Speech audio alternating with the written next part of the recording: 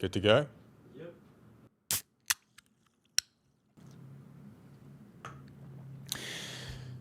Welcome back to the Future Self podcast. Welcome to season 4, episode 21.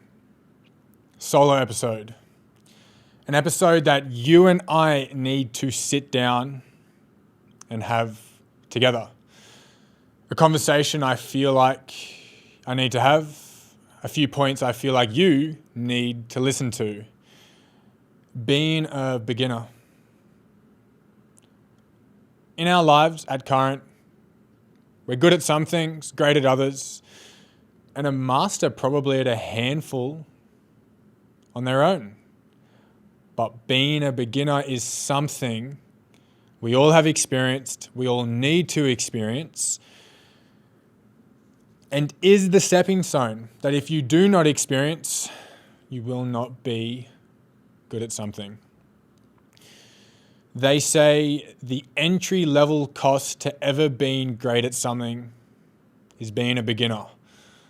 The willingness to be embarrassed, not good, anxious, and pretty damn average. However, although we've been a beginner for so many things in our life, friendships, relationships, learning to walk, ride a bike, primary school, high school, the new job, the new role at the job you're currently in, a skill set, training weights, going to the gym, running, swimming.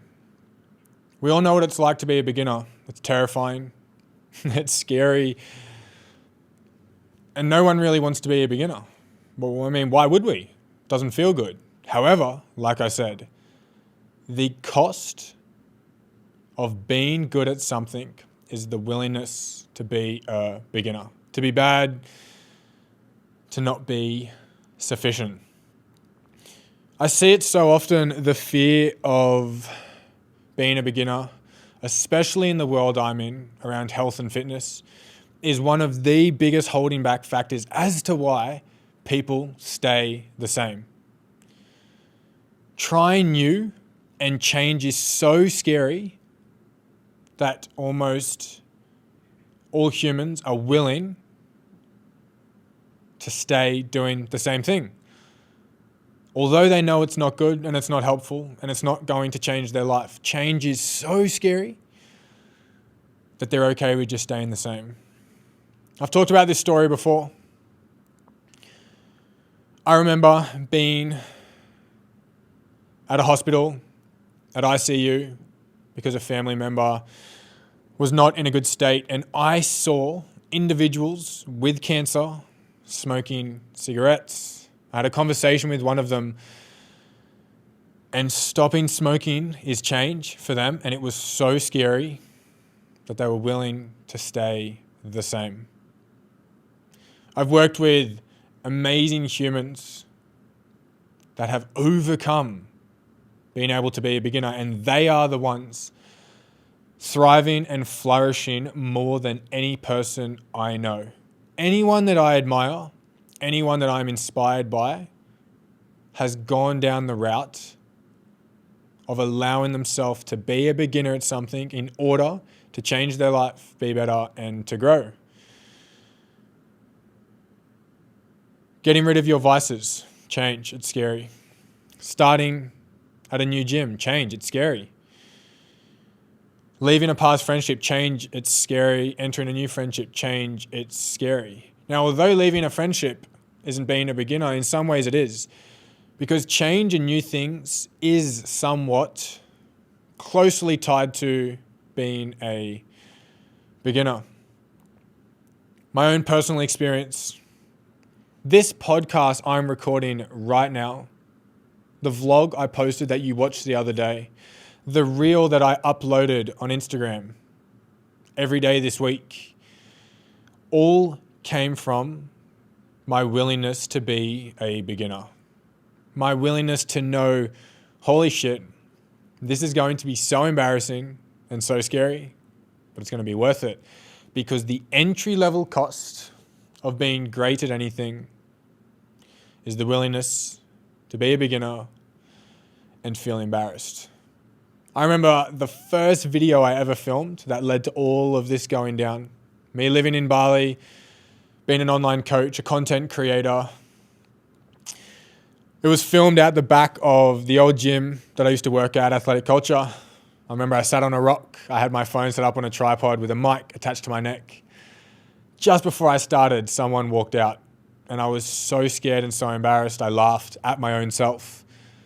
I said 4 words, stumbled and laughed. That person went back inside. I stumbled again and I laughed.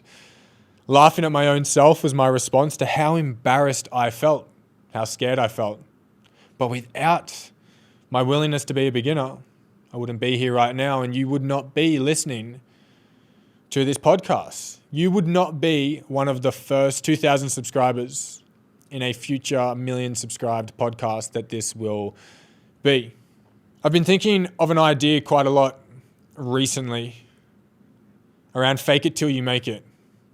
And there's often 2 perspectives taken with the statement fake it till you make it. People are totally against it because they go through the lens of, well, don't lie and don't act like someone you aren't.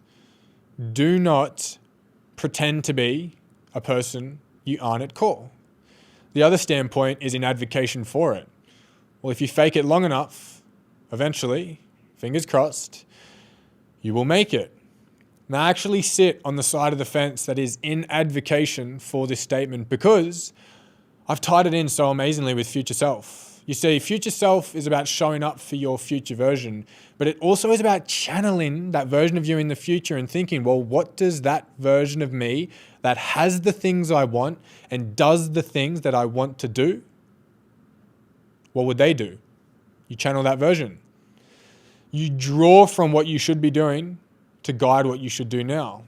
And what does that mean? Well, it means you're faking it until you make it. Because there's a reason you aren't doing what you're doing right now.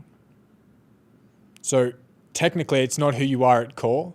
Technically, it's not who you are as a person. But if you act as that person and you strive to be that person, eventually you become that person.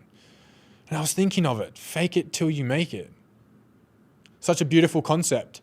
If you are someone who doesn't feel brave and confident, but in moments where you need to be brave, let's say you're terrified, you're utterly riddled with all these scared emotions. If you fake being brave in a time that's needing you to be brave, that is being brave. Although you don't feel it, and in reality, you're not a brave person. If you act how a brave person acts, you are brave. It's the same with confidence. In a moment where you're riddled with anxiety, you're stressed, and you're feeling insecure, if you act like a confident individual, even though you aren't, if you act the way a confident individual acts, you are confident. It's a weird little paradox that, right? You act what you aren't, and that makes you become what you are. So the next time that you feel like you aren't something, act as the person that is. The person who's terrified to go to the new gym. You might be terrified, scared, anxious, but if you walk in like a confident individual, you are a confident individual. Or eventually, by doing it enough, you become a confident individual. There have been so many times people think because I run a podcast and I coach humans and I'm very outgoing that I'm always confident. Talking to people is easy, but that is not the case. However, it is the case because I act as that individual in those moments, so I become that individual. The first run club I did in Bali, I was terrified. Headphones in, scrolling the weather app. If you know, you know. Scrolling the weather app because I was so scared I needed to be doing something. And I just had this moment of realization, fuck this, what am I doing? So I put my phone away. I looked up, I smiled, as if I always go to that run club and I'm always there. And instantly it attracted a question. Hey, is this a loop? Yeah, it's a 6K loop. Oh, great, thank you so much. Are you running the 6 or the 10? Oh, I'm running the 6. I've ran the 10 before. Now, there is a caveat. Faking it till you make it is not acting as a fake person to other individuals to make you seem as if you aren't something and you don't then become that person. And I see that all the time. I talked about it in the last podcast.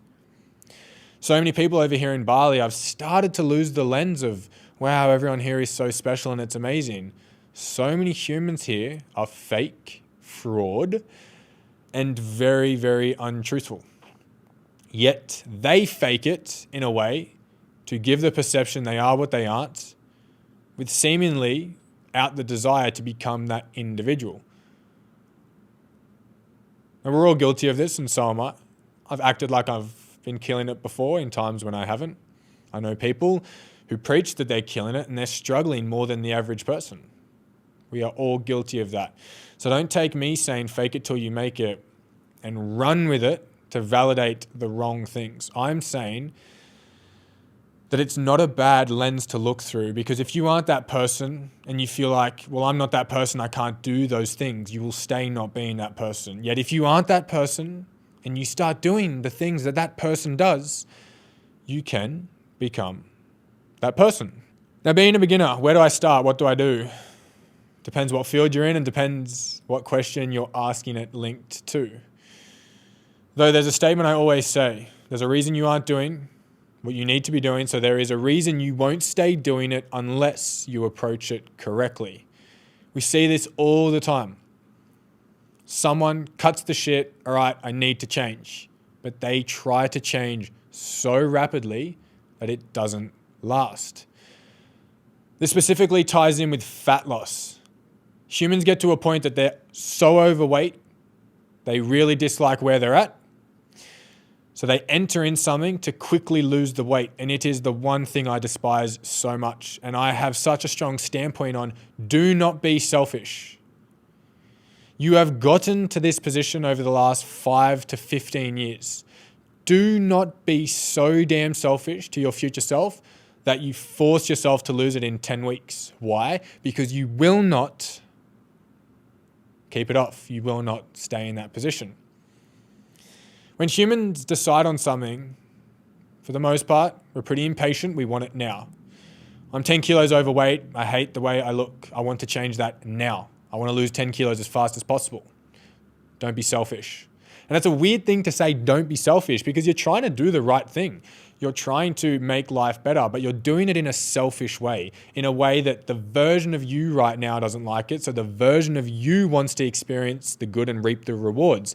That's not how it works. You do the work now so your future version, your future self, can reap the rewards. Anyone who does things fast, for the most case of what I've seen in the industry of business, health, fitness, and learning skills, does not keep it up. And there's a reason, like I said, because you weren't doing it, so you won't stay doing it. This is the exact reason I was the coach that invented the stepping stone method. The approach to doing something slowly. The best relation I ever give is to school. Now, you might laugh at this because it is a little bit laughable, but it paints the picture very clearly. If you put a kindergarten student, a 5-year-old, into year 12, they would have no clue what the fuck is going on and what to do. So when you rush things and you try to do it quick, essentially that's what you're doing. You're skipping all these levels, all these experiences, all these moments, all these tests. That is why you start school young, you're taught, you learn, you fail, you realize, you apply, you level up. You go to year 1. You're taught, you learn, you realize, you apply. Year 2, 3, all the way through. Then you might have some big moments and some big jumps, like year 6 to year 7, from primary school to high school, where you do have to speed run a few things. You go from being the top dog, you jump a few levels, now you're the bottom dog. You're the smallest fish in the sea. Again, you learn some things, you fail, you mess up, you understand it, you apply it. This is the stepping stone method. It is a exposure-like therapy, a way that they help people get over fears through therapy is something called exposure therapy, where if I am terrified of spiders, I'll expose you to a tiny, harmless spider. Then the next time, slightly bigger one. Then the next time, 2 of them. Then the next time, 3 of them. Then I introduce you to a tiny venomous and dangerous spider. Then the next time, a bigger one. Until eventually, for all of my Australian listeners, you know Australia has spiders. They show a massive one. But because the exposure, the adjustment, the slow increase and leveling up has happened in such a slow motion, it's not this jump from this tiny house spider to this huge one. That is the stepping stone method. And that is why it is so important. I always see it. I'm not doing something, bang, straight into it. 0 gym sessions to 4. Never ran before, booking in half marathon.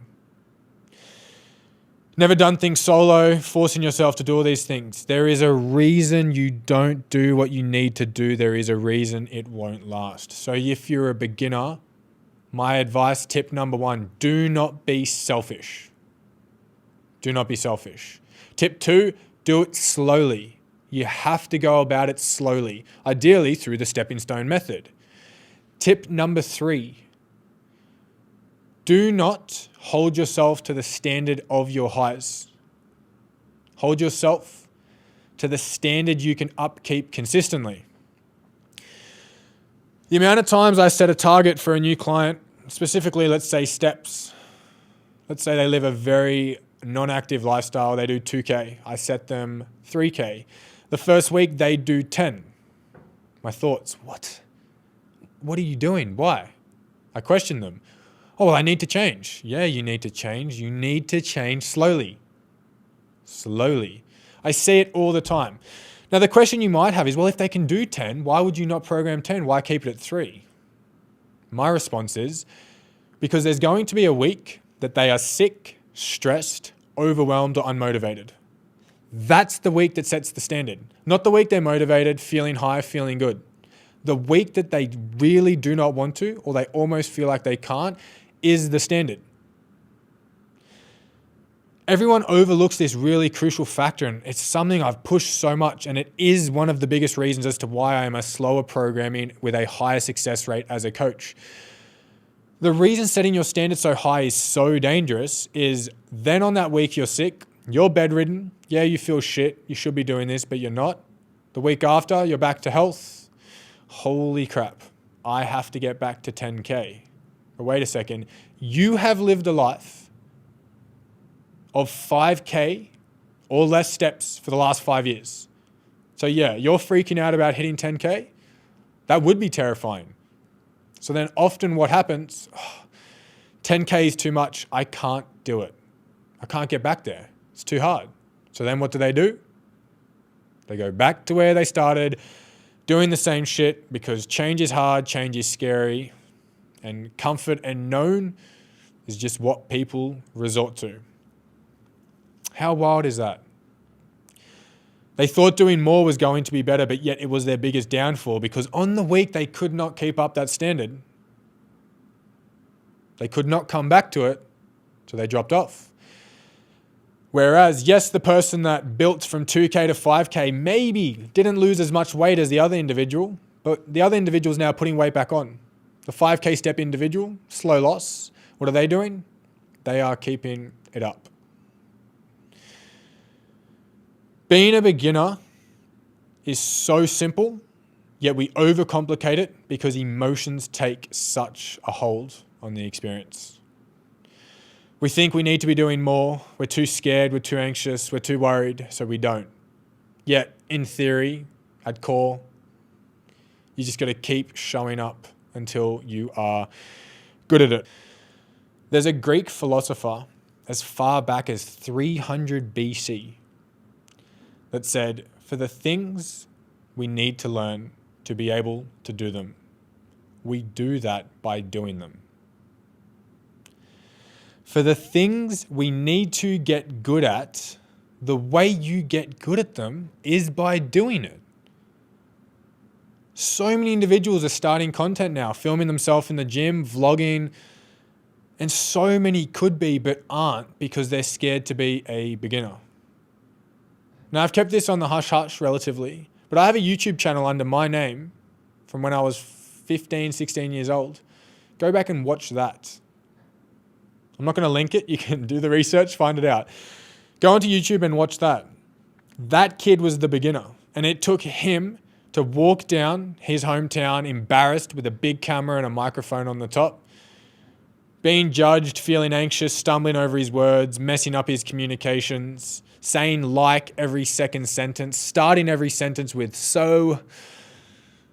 Yet it was his ability to be a beginner that has allowed me to be the person I am today, with communication skills and understanding of language and the ability to have a conversation, to run a podcast, and it be my future sole purpose, business, livelihood, and income. A philosopher from 300 BC, that far back, we've known for this long, and probably even earlier than that to be good at something, you get good at it by doing it.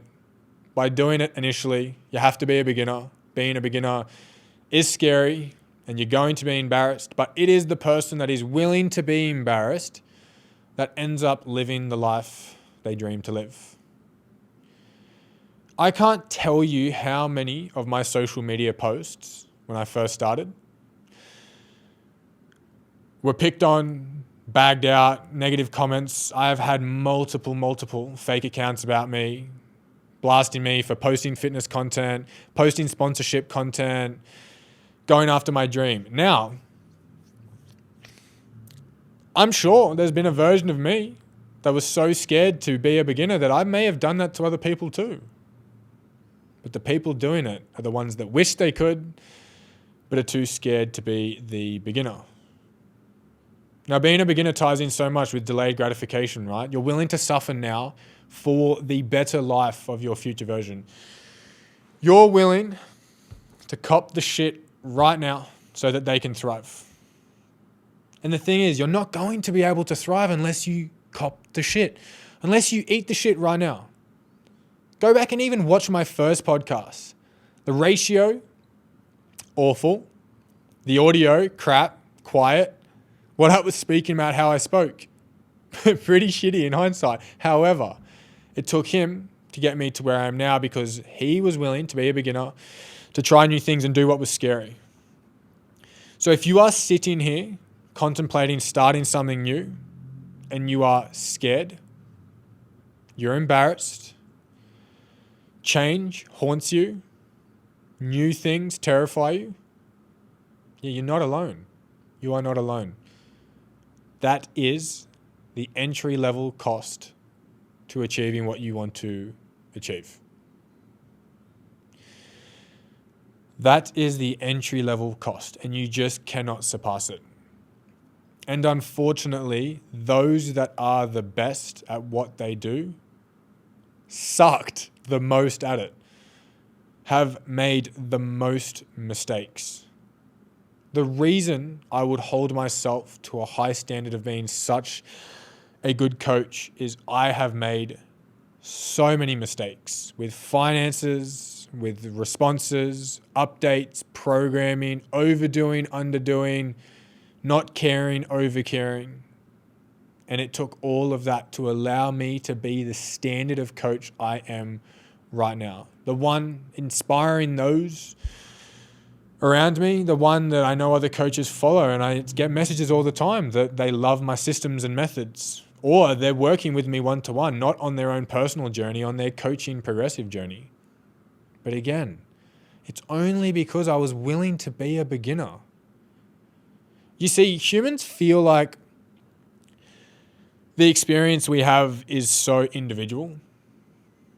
You're in your bedroom probably right now, or wherever you are, the person that is in their bedroom, this is specifically for you, wanting to do something new, whether it's a career, a hobby, change gyms, go to a class.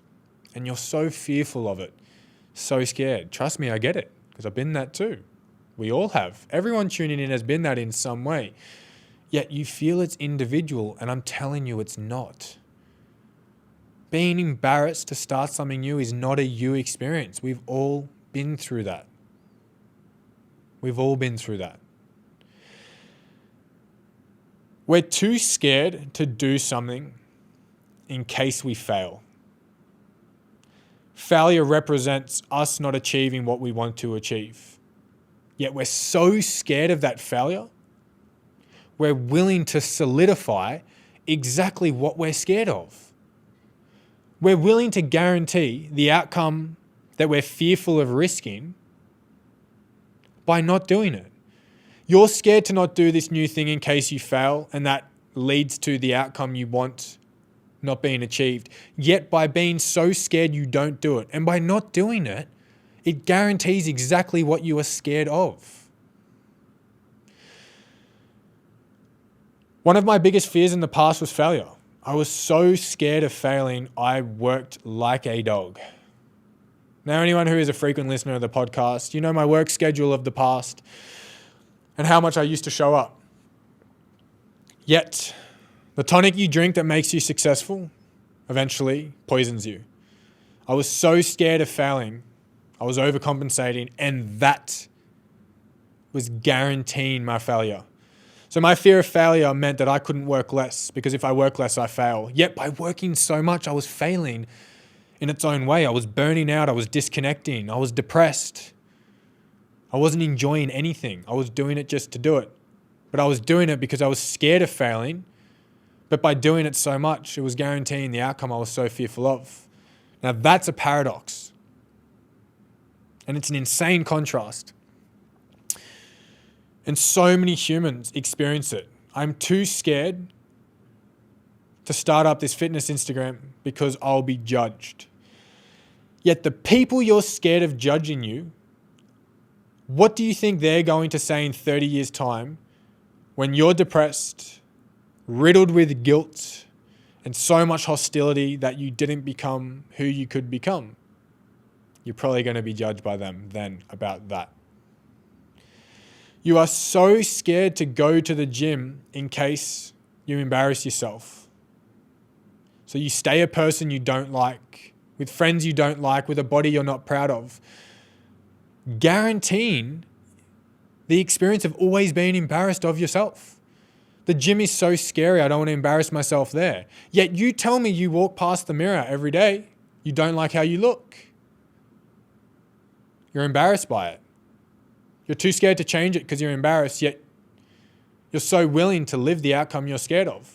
And this ties back in with comfort is so comforting, for lack of a better word, that humans are willing to do the wrong thing rather than change. Change is so scary that we stay doing the same thing. So let's recap. Being a beginner, the entry-level cost is embarrassment. You can't avoid it. You have to accept that. You have to do things slowly. You cannot operate through a selfish lens. You cannot operate through the lens of I want it now. It's your fault or responsibility for having led yourself into this position. Do not be selfish to your future self and want it right now. You have to now pay for your actions. There's a cost to what we do. You have to pay for it now by living with this discomfort momentarily. Do it slow, do it stepping stones. And if you don't understand what the stepping stones is, go to my Instagram, message me, and we can talk about it. Be willing to understand that the experience is not individual. That the person you admire doing what they do, they were once a beginner. The person that's mastered what you hope to be doing, they once sucked at it and made so many mistakes. And all the mistakes you are guaranteed to make for the thing you're wanting to start, they've probably made all of them. Worst case, a lot of them. Hold yourself to the standard of your low weeks, not your high weeks, which means do not push your high weeks higher and higher and higher. Experience a low week, see what that felt like, see what you could keep up, and run through that.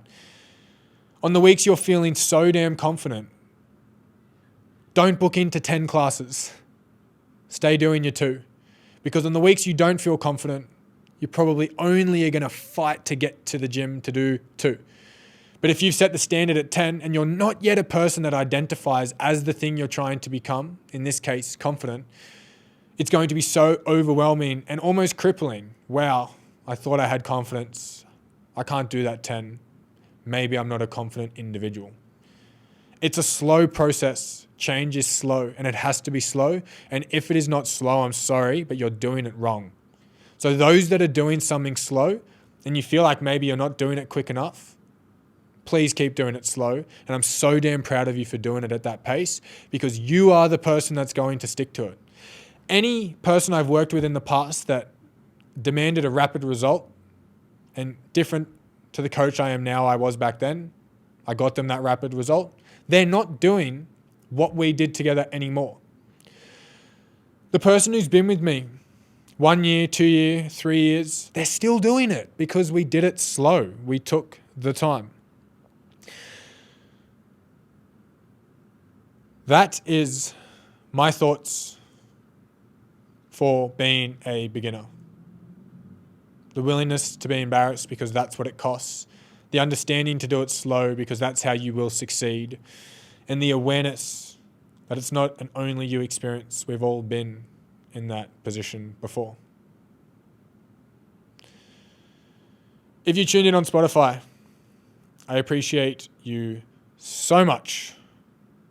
If you listened on YouTube, please like the video and subscribe if you're not already subscribed, because why would you want to miss 1 week of vlog of what it looks like living future self, 1 week, a podcast where we talk together or you tune into an amazing discussion, and then insightful nuggets of tips, tricks, and thought processes along the way. If you enjoyed this episode, let me know which part. Timestamp it in the comments. Tell me. I'm so curious to know what resonated with you. And if you want to share it to someone, please go ahead. But let me know that you shared it with someone. Because if you're spreading the message like I am trying to, I fucking adore you. This is the Future Self Podcast, Season 4, Episode 21. I will see you in the next one.